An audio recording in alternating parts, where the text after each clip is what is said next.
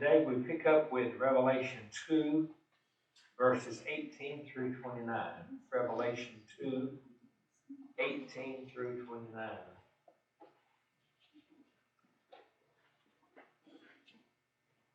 And to the angel of the church in, now how you pronounce this word is up for speculation. Thyatira or Theatira. You just whichever one you want. Do you like most? That's what you call it. If you're the one reading the word out loud. And to the angel of the church in Thyatira write, the Son of God who has eyes like a flame of fire, and his feet are like burnished bronze, says this. I know your deeds and your love and faith and service and perseverance, and that your deeds of late are greater than at first. But I have this against you, that you tolerate the woman Jezebel, who calls herself a prophetess, and she teaches and leads my bondservants astray, so that they commit acts of immorality and eat things sacrificed to idols. I gave her time to repent, and she does not want to repent of her immorality. Behold, I will cast her upon a bed of sickness, and those who commit adultery with her into great tribulation, unless they repent of her deeds. And I will kill her children with pestilence, and all the churches will know that I am he who searches minds and hearts, and I will give to each one of you according to your deeds. But I say to you, the rest who are in Thyatira, who do not hold this teaching, who have not known the deep things of Satan, as they call them, I place no other burden on you. Nevertheless, what you have, hold fast until I come. And he who overcomes, and he who keeps my deeds until the end, to him I will give authority over the nations, and he shall rule them with a rod of iron, as the vessels of the potter are broken to pieces, as I also have received authority from my Father, and I will give him the morning star. He who has an ear, let him hear what the Spirit says to the churches. The word of God, the people of God. If you will back up into chapter 2 and look at verse 1 of chapter 2. The one who speaks there is the one who holds the 7 stars in his right hand, the one who walks among the 7 golden lampstands. Now look down at verse 8. The one first and last who was dead and has come to life again says this. Now verse 12. The one who has the sharp two-edged sword says this. And now in verse 18, the Son of God, who has eyes like a flame of fire, and his feet are like burnished bronze. John does a unique thing here in his writing, in that you think that there is a spirit speaking to the church, and there is. But that spirit is not a non-identified spirit. That spirit is always, the Spirit's identity is always connected to the Son of God. Did you hear what I just read in these different verses? Each of them is a representation of who he is. And of who he is centers on the Messiah. It centers on the Son of God, the Son of Man, the beloved of the Father. So that's why when you look at the title to this work, it's not called the Revelations. There are no multiple revelations in the book. The revelation in the book is about what the Son of God has done, is doing, and will do until the end of time, when he, having subjected all, will then subject himself back to the Father. Now you find that in Revelation 1 and 2. He will subject himself back to the throne, to the Father, and the two shall become as one. they're one already. But you see, he has to have an identity other than as the Father, because he is the one who connects us to the one who has saved us. And to the angel of the church in Thyatira, to the Spirit of the church, and this is the case in all of these 7 churches, you are being addressed by the very Most High God, who is represented most perfectly in his Son, Jesus the Christ. And in this case, the one who has eyes like a flame of fire. Have you ever seen someone whose eyes seem to be able to see down into your soul? Have you ever met anyone like that? That when they look at you, it's as though, no, in earthly terms, they're undressing you. No. In spiritual terms, it's as though they can see your inside. You ever met anybody like that? They're quite, it can be quite unnerving if you don't know. But if you know them and they are a person of gentleness and a person of forgiveness and mercy, then it's okay for them to look, because you know you will not be judged by them, for they are not the judge. They're the ones who help you see what you really wish no one else could see. But it's okay for them to see it. That is truly a sign that that person can be the one who is seeing you clearly for the first time, or the first time in a long time. His eyes are like a flame of fire, and his feet are like burnished bronze. This has no reference to color. It means they are sure and steadfast. They are as unmovable as they can be. He wanted them to know that the one who addresses them is the only one who knows them entirely. And when he places his judgment on them, first he's going to commend them. Then when he places judgment on them, they know that they have been caught like the deer in the headlights. They know they cannot get away from those eyes that are like a flame of fire. And they know that he will not waver in what he says to them. See, it's not about them. It's about him. And one of the most comforting things I think I found in the faith is the fact that the one who deals with me, I can trust him. It's trustworthy. He is steadfast in that faithfulness. And that it's not about me, it's about him. And that it's about him, then that includes me, because I've been made in his image. Just a marvelous thought. There are certain passages of Scripture, and I'm sure you've got one or several of your own, that really bring you a certain sense of comfort and peace. Psalm 139 is one for me. The little book of Philemon is another one for me. You like John 3:16, 3:17, Psalm 23, Psalm 51, Isaiah 6. There's just one after another of these texts that remind us that we are not living our life apart from God. He is with us at all times.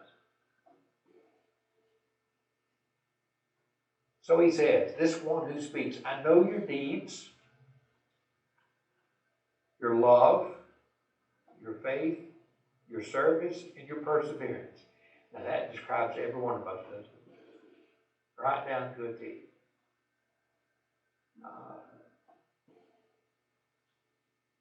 Did someone say Simone was here? Yeah, she came in when we did. She was here somewhere. Oh. She can. She didn't. I thought I saw her come in. You're right. She's got a window unit, air conditioning, Oh. window unit, and being maybe helping her get it out. Okay. And I know, and that your deeds of late are greater than at first. It's a comforting thing to know that He pays attention to who we are. And that there's good in us, in spite of what our neighbors may say. But I have this against you, that you tolerate the woman Jezebel, who calls herself a prophetess, and she teaches and leads my bondservants astray, so that they commit acts of immorality and eat things sacrificed to idols. I'm glad we don't have to deal with such a flagrant denial of His claim upon us. We know what is immoral. You understand this. And we don't have to worry about eating food sacrificed to idols. Or do we? In that day and time, there were people who worshipped idols and they sacrificed food or animals to them. And for those in the Christian faith, to eat this food that had been sacrificed to idols was wrong. Now, why do you think it was wrong?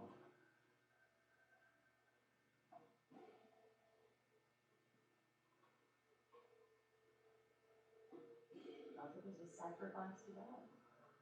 Because it was a sacrifice to God. It was God's. To the gods, yeah. What was wrong with that?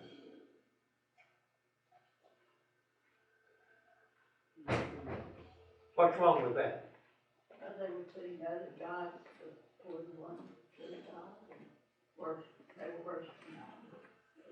Were they? They weren't to participate in it. But they considered participation in idol worship if they ate that food. What are the gods of today? Movie stars. You what? Money. Power.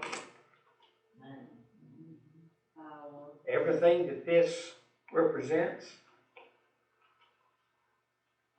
Now, I'm not talking about you if you have one of these. The finer cars, the better cars, the more expensive cars, the bigger houses. What else? Jewelry. Jewelry, okay. Nice clothes. Nice clothes. Social prestige. Social prestige. Social prestige, okay. What about the church? What are the idols in the church? Well, he names them. Look at verse 19. I know your deeds. Isn't it so easy to worship what we have done for the Lord? Think about it. I know your love and faith.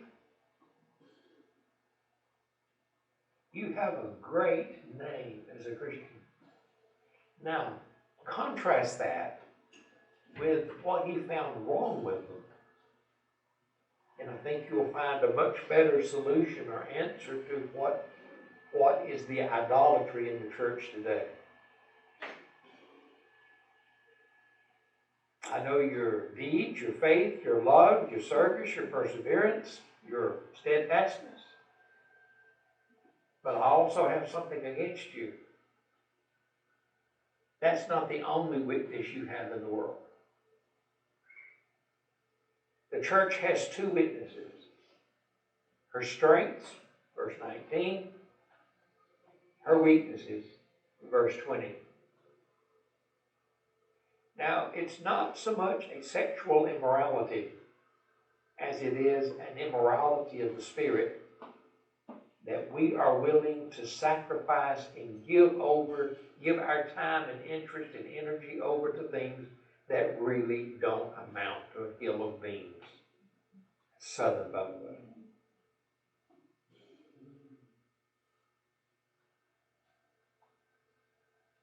Linda and I got cell phones a few years ago, and you really couldn't do much with them. We still can't do much with them. And the more modern they get, the less we can do with them. I found out some things about what you could do with the cell phone the other day, and I thought, Lord have mercy. Not that too. And we have become addicted to our phones.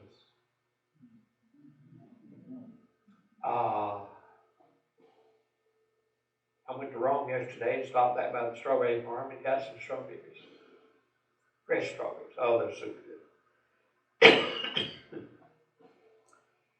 And I thought I was going to have to whoop her last night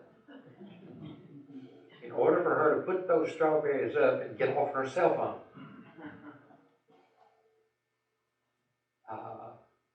If it's not the cell phone, it's the television.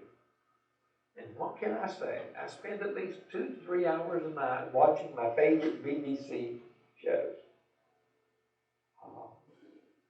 And what's happening in the meantime is she and I are not communicating with each other at all. And it's okay to have some downtime from the one you love. That's okay. But when that becomes a habit, it can become an idol. It can become a means of escape. It can become a means of avoiding someone. What are we doing in the church and in the process avoiding each other? Is this thing on now? Not very well. Is that better? Is that better? Get up a little closer. See, that is a little louder, isn't it? What do we do in the church that's idolatrous today? Don't go to church. Huh? Don't go to church. Don't go to church? Yep. That's one of them. What about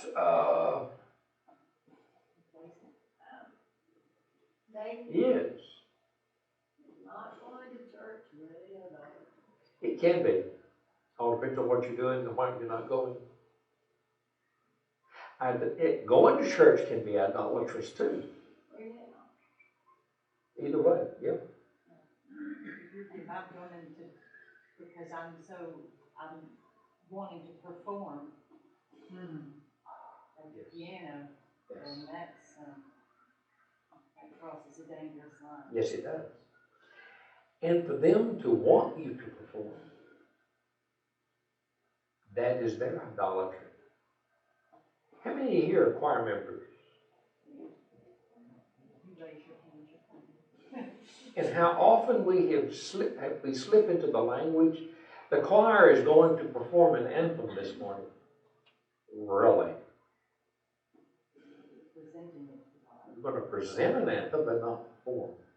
Performing is a word that means you're on stage, you are up front, you are doing something for those who are listening, for those who are receiving. The gift belongs to Him, not to the congregation. And then you get into this age-old idea about clapping for when someone sings or plays or whatever.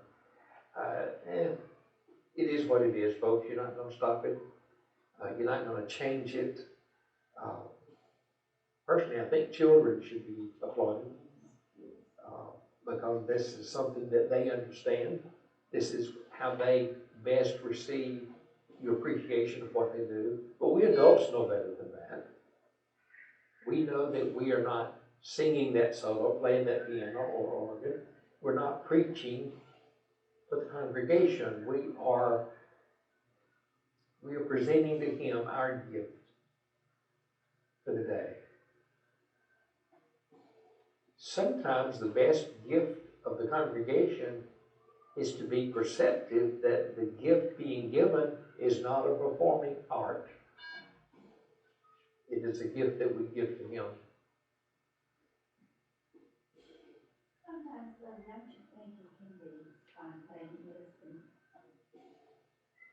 that you played, Annie, that Sunday that everybody, Oh, mercy. Go out.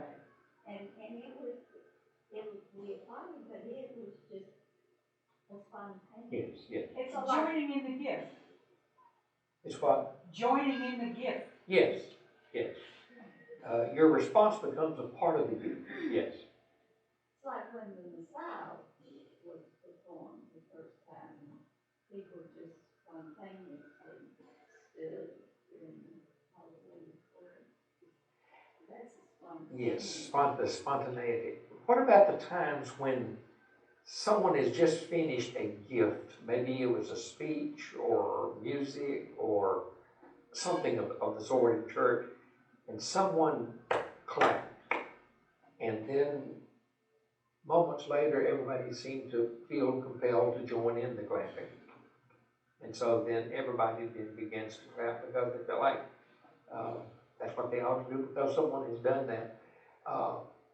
Just because someone raises their hands in church doesn't mean that everyone has to raise their hand in church. Personally, I think if you're going to clap for the choir, you're going to clap for the sermon. Of course, that's my perspective on things. Yes. Yes. My feeling on this is that when you clap to worship, not to say thank you. I mean, having been a choir director and everything, and learning over the years, it's not about what they sound like, it's what God, the Spirit moves you. You remember Hans Anderson? Hans put a quote on Facebook a couple of weeks ago, and I responded. And he said, I said, the only spectator in worship is God. Well, he pulled his quote out of context, so I simply responded to his out of context quote. And he responded to me by saying, don't you think that God is more than a spectator in worship? I said, well, of course. We wouldn't be there if he had not moved us to be there to be together. He's interactive with his children. Well, then why didn't you say that up front? I said, for no more reason than you didn't tell me where the quote came from.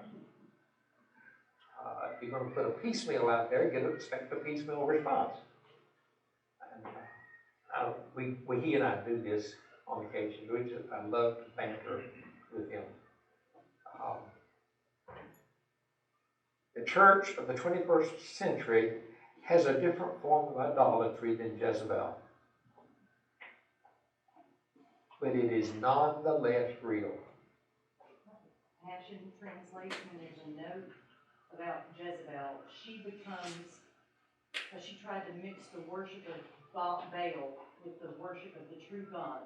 She becomes a symbol of a spirit of tolerance and compromise, yes, which teaches that God's loving servants can sin and not experience any consequence. Yes. To me, Jezebel was a representation of all the bad. Yes, that's what she was doing. Yeah. I couldn't hear. Yeah, that's what she was saying. I lost my train of thought. But now Jezebel was not necessarily a person. Right. Just a representation. We really don't know who Jezebel was. She was symbolic. Queen. Yes. John was pulling this from the Old Testament, Jezebel, as connected with Baal and Balaam and Balak. But symbolically speaking, you see, if we render this particular book as historical and not have a spiritual value to us, then we will tend to think that form of idolatry is a thing of the past. And it may very well be a thing of the past, but it's not that idolatry with which we live.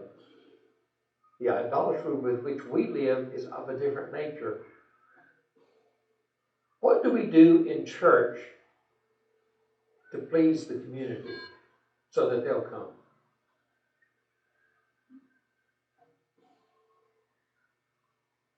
Lots of things. Okay, let's get that lots of things. Let's spell it out a little bit. We feed them a lot of times, we give them food. Give them food. That's not necessarily a bad thing. No. But see again, let's go ahead and make us a list. Food, we give them food. What else do we do? Entertain them. Ooh. Shame on you, Ann. Entertainment. We do. Are we not doing a lot of what the culture expects us to do in order for us to get them into church? Now, is that a bad thing? That's what I was gonna ask, is that bad, get them here? They might get something really good out of it by coming.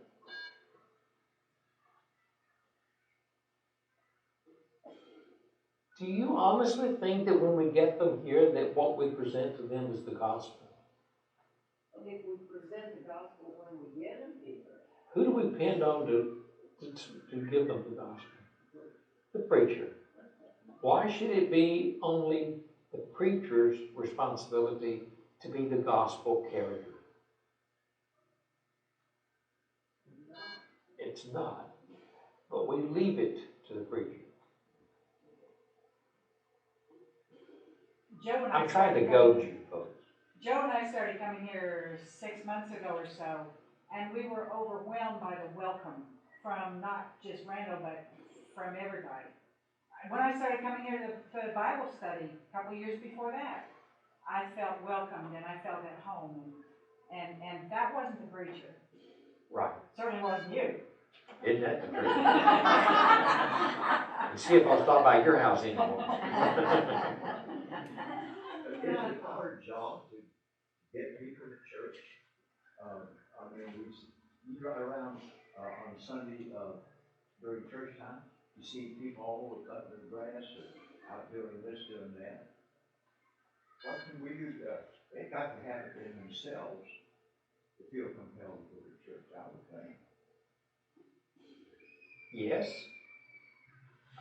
What's our job in that? Number one, we're not to condemn them for mowing their grass on Sunday, because they may work 6 days a week and it's the only day they can mow the grass. It's not that they're mowing their grass and that they could do it another day of the week. They can. They work all the time. They work 6 and 7 days a week. So the lack of judgment on them. But are we as the church living in such a manner that they want to come to church? And is there something inside of them that spurs them on? That's the Spirit's department, not ours. Ours is to be the vessels through whom the Spirit works that makes them think that, I think I'm missing something. I need to go find out what I'm missing. And two, sometimes if they see you in church, then they see you during the week and you're a different person, and that turns them away. Yes. Is that a confession? I was just checking. Oh, I am of the old adage that believes that the church is just a building. The people are the church. Yes.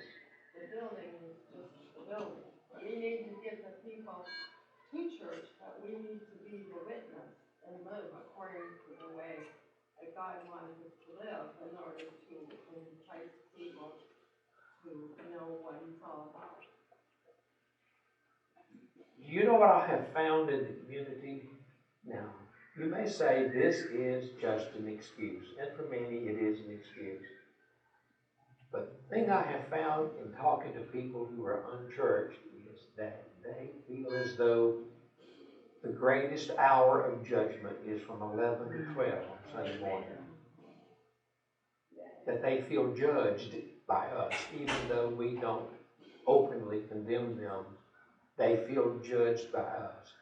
That is not so much what we do as how we appear to them. Now, part of that equation is how they perceive us. But when there is smoke, what is there? There's fire. There's got to be something there for them to see. Now, we're not responsible for what they do with it. That's their responsibility. Our responsibility is to do everything we can to change that perception by how we live. And this is what you were talking about a moment ago. What you were talking about. Idolatry in the church today is that we are eat up with what we are doing for Him. That's the short, simple line, the message of it. That's our idolatry today. We are caught up in doing church work that we forget to do the work of the church. And I know that's an old adage. And that can cheapen the way that it sounds. But that's exactly what we're doing. We go to church. I mean, we've been taught that since we were infants. I'm going to go to church today. Well, what does that really mean? If we could change that, I'm going to be the church today. Then you have to stop and say, well, what does it mean to be the church? How do we be the church in such a way that they will pause long enough and mow in the yard on Sunday, which is the only day they've got to mow it, and go to church? Listen to that. Go to church.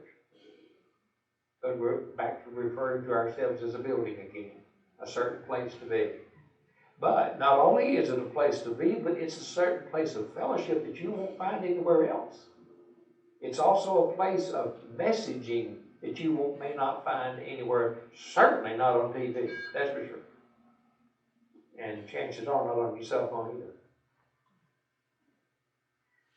He commended them for being who they were. But he said, I've got this against you.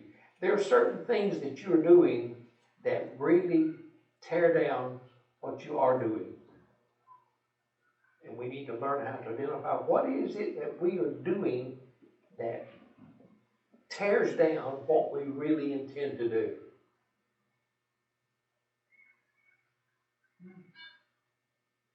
It's a funny thing, when you have this time of greeting on Sunday, and people thought I was trying to be funny in this, and I was, but there's a lot of truth to it.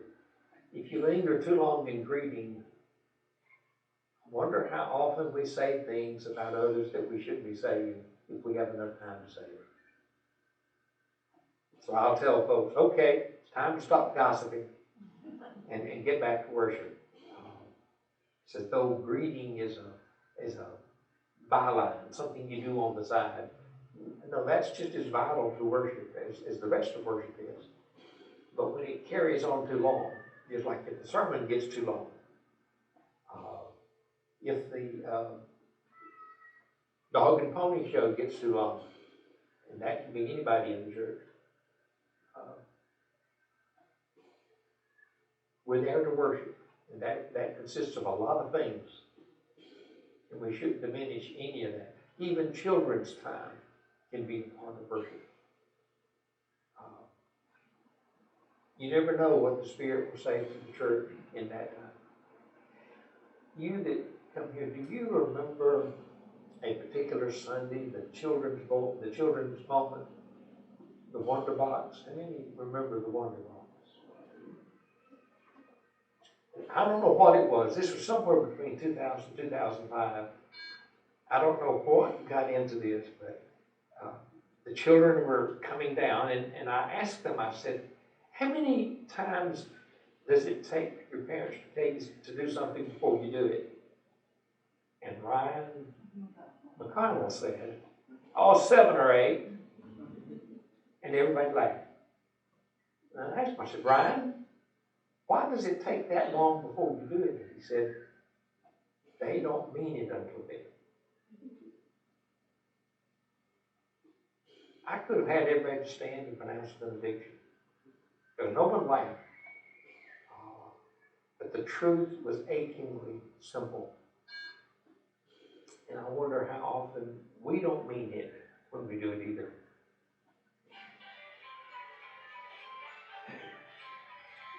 I heard this group say, Mine's probably set, but not on silent either. I keep forgetting it.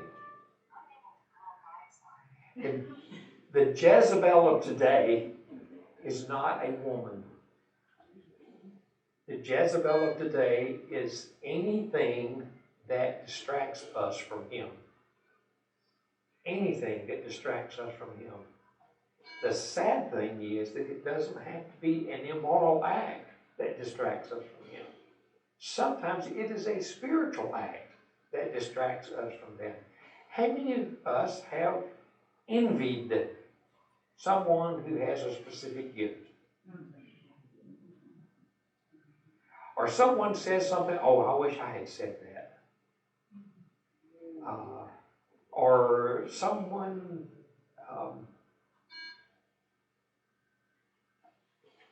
I can remember when Beth was about 3, and at the end of the hour, near the hour of worship, an invitation was given as a part of the act of worship, and the church was packed because it was a growing area, and we needed to build a larger church, but the sanctuary was packed.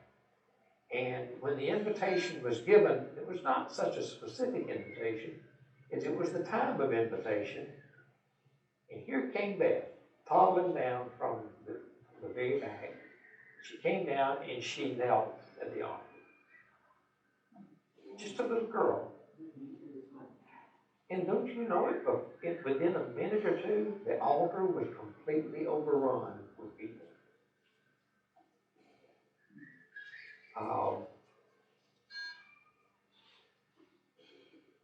I wonder how many thought, I wish my daughter had done that.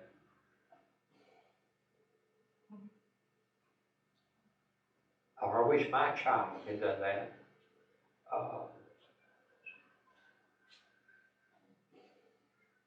Ted and I have often talked about the infant of salvation. And we did that as a cantata, Christmas cantata, back in 2019. And we wondered the response that the congregation made. Was it spontaneous? Or was it because they knew who had composed and had written that cantata? We'll never know. It have been some of both. It could have been some of both, but you see, Ted and I are greedy. We wanted to be a higher percentage of spontaneity. You see, that was our idol. And of course, what would we have done if nobody had said a word when we got there? We would have been disappointed. We would have been let down, dismayed. So what's our idol in that? We want recognition. See,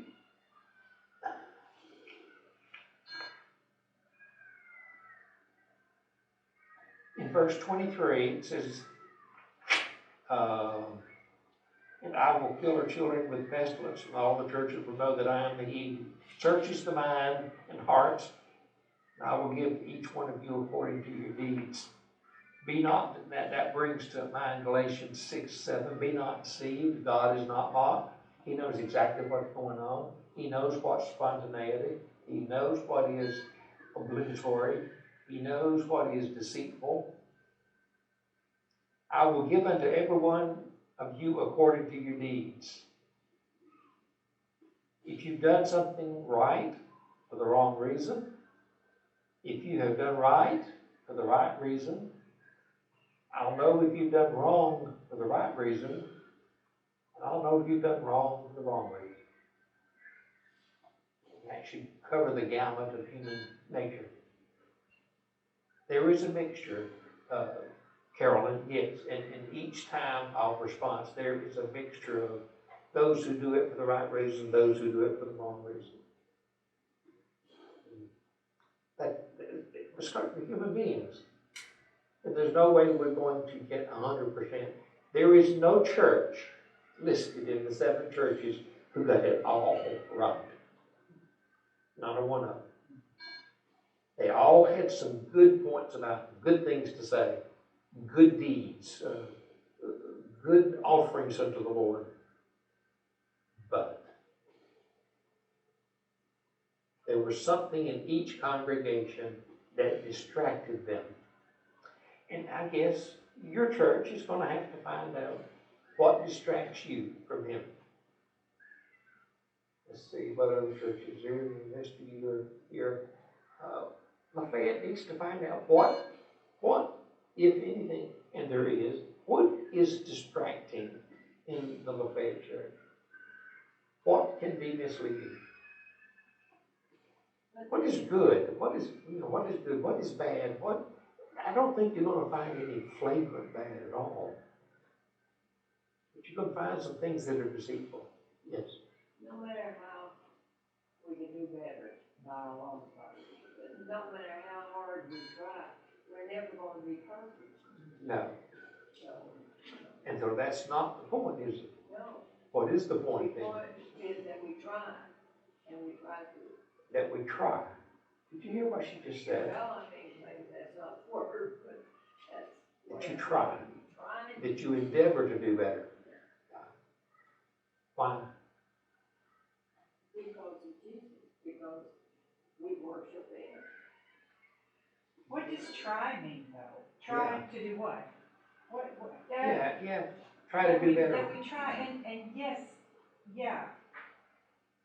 But try what? Try more programs? Try more holiness? Try what? It's a matter of trying to live every day what we really know is right, and we don't do that. Right. We come to church and try to do good then, and as most people who don't come to church, or many of them will say, well, you go out, and then they're the same old people the next, just like they're. Yeah, they're not the same during the week. You can't tell any difference. Yes. I think I need to try to remember why I come to church. Don't tell me you I was brought up in forget. church, and I come to church because I've That's- always done it, but I need to remember that I come to. Which leads what? Listen to what she just said. Say that again. I need to come to church to remember that I come to worship Him. Come to worship. And it's not just a habit. Well, it is a habit, but that's not. It's a good one. I should come. I come because I don't feel right. I don't come, and I come because I want to come. But I should come because I come to worship Him. Not because of how it makes me feel. How many of us come to church every Sunday because of Him?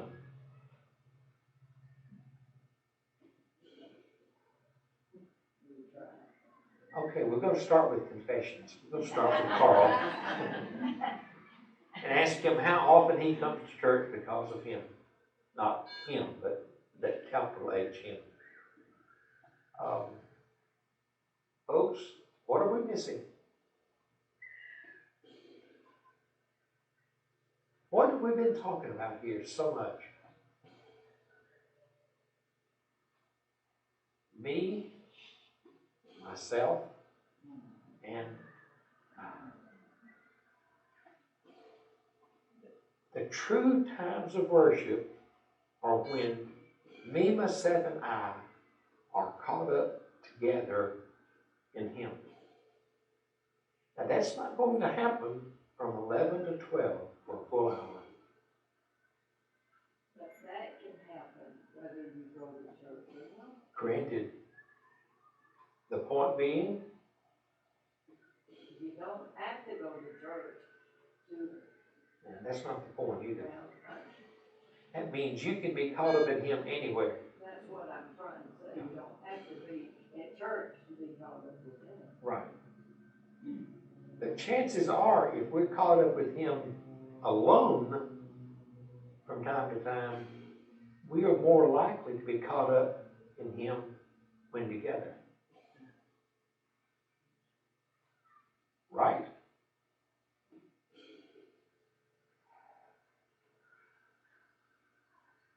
when I was growing up, there was this, it was about 2 miles from where we lived over at Grandma Parrish's house. Grandma and Grandpa Parrish's house. And I can distinctly remember as though it were yesterday. I guess either not in school or whatever, but I can remember it as though it were yesterday. It was yesterday. That Mother and Donald and I were walking over.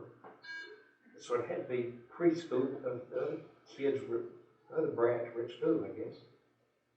We were walking over to visit Grandma and Grandpa. It was Monday, and you know what Monday years ago was. It's wash day.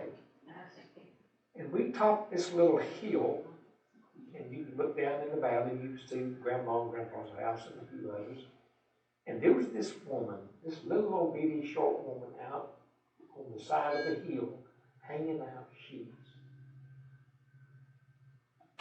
And she would hang a sheet, and then she would stop, and she would raise her hands, and she would start shouting and praising the Lord. She didn't know a soul was inside or in sound. And if you can do that on Monday when you're hanging out sheets on a cold day, it's a wonder they didn't freeze on mine. That's got to be a real thing. And she wasn't doing it for show because there were no cars on the road then. Very few cars to be on the road then. That would have been in about 45, 46, 47, something along there. Miss Carol did this at church. And she didn't care whether you liked it or not. She didn't care, and sometimes it would be during the sermon. And sometimes it would be during the singing. But she would just start shouting. But I can distinctly remember that by hearing her on Monday morning hanging out sheets on a cold, windy day, shouting unto the Lord, and nobody was around, I have learned to realize that was real. That had to be real. For she was proving nothing to nobody. It was simply an eruption from within.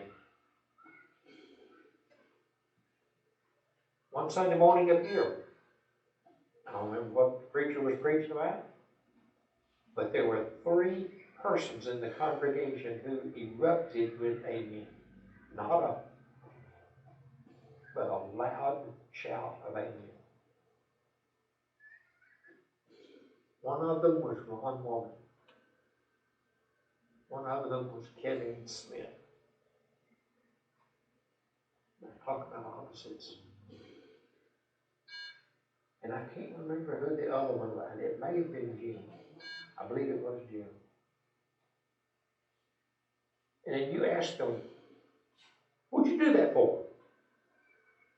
Do what? They didn't even remember what they did it for. But it was a spontaneous act of worship. And some folks did not like that.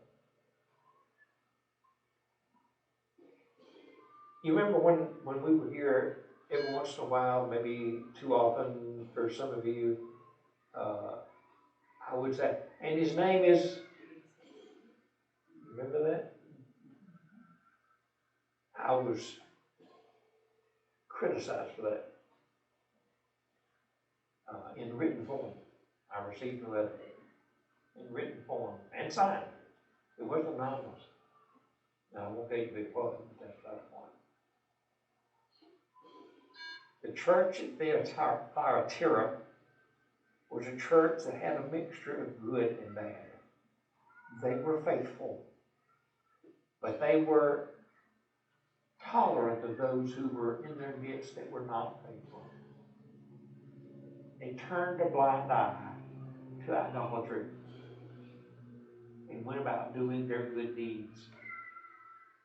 The church of the 21st century needs to be careful that we don't do the same thing. That as good as we are, as loving and as accepting as we are,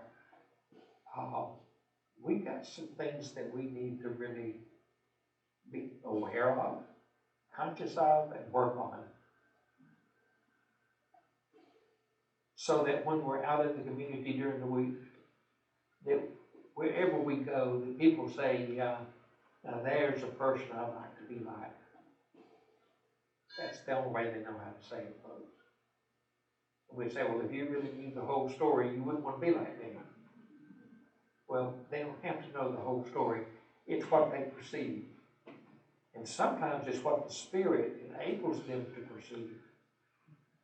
And so what is it about the Lafayette Church the Spirit enables the community to perceive about us? And notice I say us, because we still feel a part of this congregation.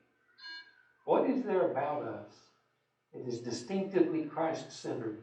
What is distinctive about us that makes people want to seek Him out? You're growing.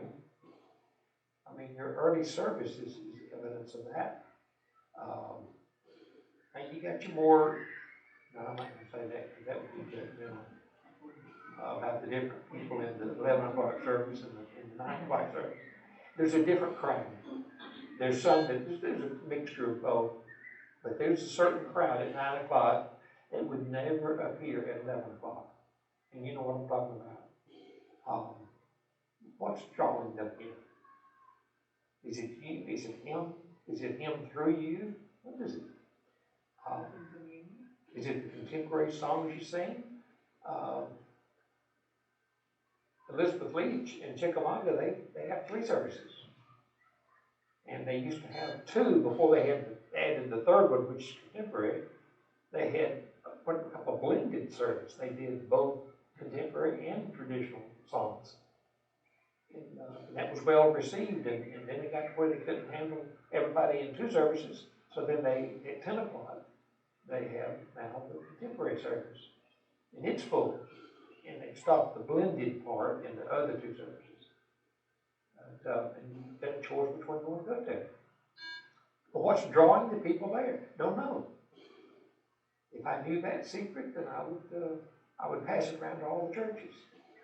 I'd go to church and say, hey, this is what you need to be doing. This is what's happening here. But not everything that happens in church is good, by the way. I was talking to a fellow the other day who goes to a particular church in the Trine area. And he said, we're growing by leaps and bounds, but I'm not so sure that all of that is good. So I asked him, what do you mean? And he said, I guess it's because of my age, but hardly anyone ever speaks to me.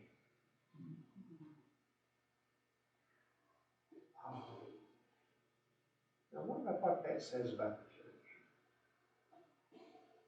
And this person was a well-known person in the community. And if you knew anybody, you knew who this person was. And I came that close to say, well, do you speak to them? You know, it's a 2-way street, communication is. And it may be that he is nursing his wounds and is withdrawing. That's an easy thing to do. So, Thyatira, you've got nothing on us. We've learned from you, and maybe you could learn from us too. The main part of the text is the one who addresses the Lafayette Church or the Lafayette churches is the same one who spoke to the churches in Asia Minor. And his name is Jesus. He will not leave us nor forsake us, even if we're doing the right thing for the wrong reason or the wrong thing for the right reason. Because that is his nature. And because he laid down his life for us. Questions, comments? I've got 3 pages of notes here that we've not even addressed. But it's all background data as to what the different scholars think, why this was here, what this means and what that means. If you want to, you want to go through it. It's 11 o'clock. Next week we will pick up with Revelation 3, 1 through 6. Now that should be a brief one. We may even get into